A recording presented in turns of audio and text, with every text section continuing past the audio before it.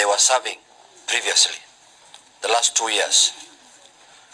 I want to ask you a question, Professor, that what do you think makes you feel that you can serve in that docket again? Because why I'm asking that question is because if you look at what happened in the last 2 months in this country, the demonstrations and the kind of things that happened, in my view, you look like somebody was lost. Your presence was not being felt. Your omnipresence was not being felt, if I may say so, because you could see abductions were happening, human rights abuses were happening, but the minister's voice was not being heard in that situation. What do you think, what makes you think that you can serve again in the same docket? But the next question is that you have also seen widely, you have been widely accused the last 2 months or the last 1 year that you've presided over human rights abuses from time you've been appointed CS till last month. Particularly what happened, for example, on 25th of July 2024. And also during the Azimio demonstrations last year. More than 75 Kenyans lost their lives. And last month also, more than 50 Kenyans lost their lives. So there's a feeling that the national police response to protest is stuck in the old way of doing things.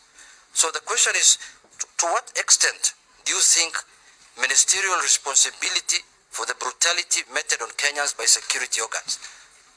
At what level do you think you can take responsibility for that? What new ways are you going now to do to stop that? So my question is, in spite of all these abuses that have happened, in spite of all the problems that Kenyans have encountered, what is this new idea that you will employ this time if you are approved by this house? Because one of the things we are looking at, Professor, Chairman, is the suitability of the person to hold that office. What makes you think you are suitable in spite of all those problems that you have encountered the last 2 months? Thank you, Chair. Professor, proceed. Thank you, Mr. Speaker, sir, and honorable members. I was in office for 21 months. 623 days.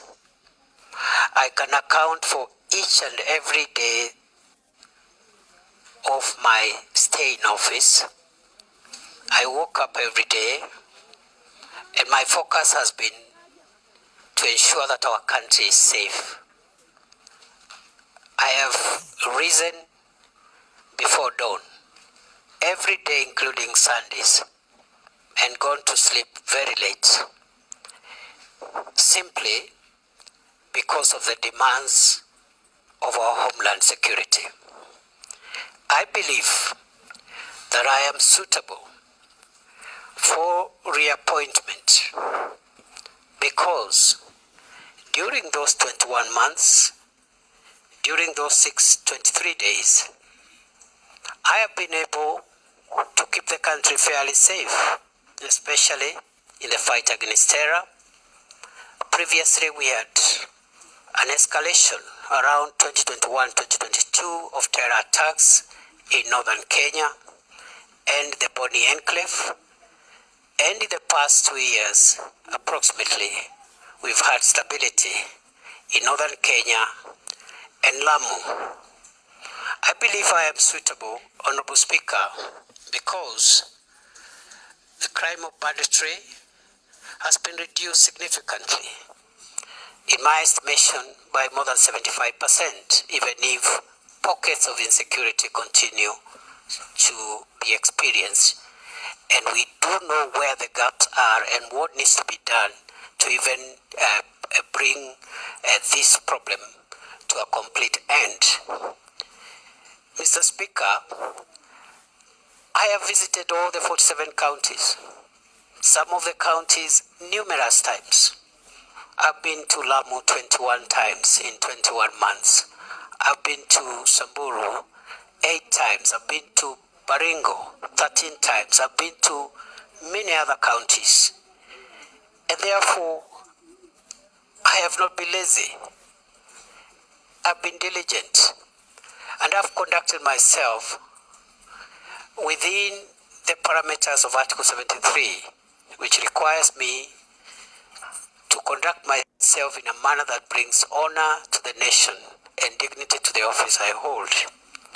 I have worked with officers at the headquarters, but I've also sat down in numerous meetings to work with officers at regional, county, and sub-county levels to make sure that we share decision-making processes and decision implementation processes.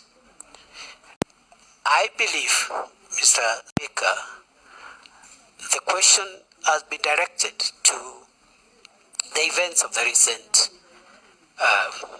weeks. And I want to respond as follows.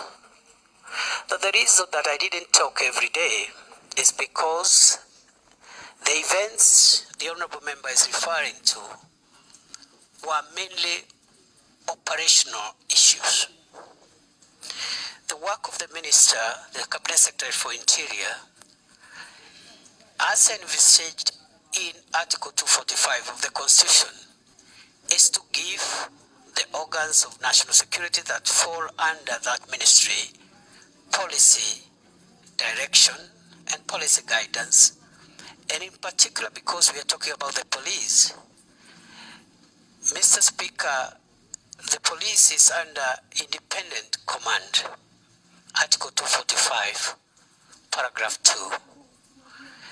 There are only two people who can give the Inspector General of Police directives. First, the Cabinet Secretary for Interior, but only on policy issues. Number two, the Director of Public Prosecutions in matters in investigations of criminal activities. Other than that, operational matters are handled by the command of the National Police Service, and therefore the Minister doesn't give operational directives. We have communicated the policy during my time in office, the policy of the Kenya Kwanza administration on policing, which includes zero tolerance on extrajudicial killings, zero tolerance on abuse of human rights, and restraints in the use of force. Limited only, the use of force being limited only to cases contemplated in the Constitution and the National Police Service Act and the schedule thereto in the defense of life of the officer or the life of the people of Kenya. Therefore, it is unfortunate that during a recent protests, we witnessed the death of 42 Kenyans.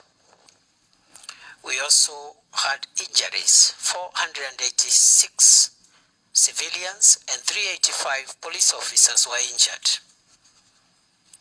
We had about 1,387 arrests.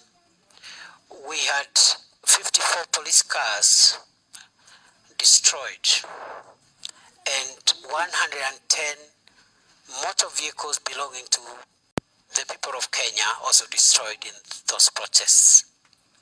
And therefore, I want to submit as follows, that the operational responsibility of policing lies with the command of the National Police Service. It is my estimation that on a broader scale of things, generally, the police tried their best to protect the country against mobs of criminals, arsonists, and other dangerous people, including those who visited Parliament and wanted to kill parliamentarians and other people. The police did their best. And in the event, as it is possible, that any officer went beyond what is allowed in terms of the use of force, it is now the work of the Independent Police Oversight Authority and other accountability agencies to help closure, the issue of justice for excess use of force, I want to submit as follows, Mr. Speaker, that even beyond the police having independent operational command, the issue of the use of firearms by a police officer is individual. If you read the National Police Service Act and the Schedule 6 to that Act, every police officer has individual responsibility on how they use firearms. You cannot, the Inspector General of Police will not be there to tell the police, the officer, shoot this one, don't shoot this one. There will be an operational order that will generally guide the police officer. So the accountability of the IG will be on the operational order, which is publicly available, whether that operational order met the constitutional threshold, but the use of force by individual officers is an individual responsibility issue. Other than that,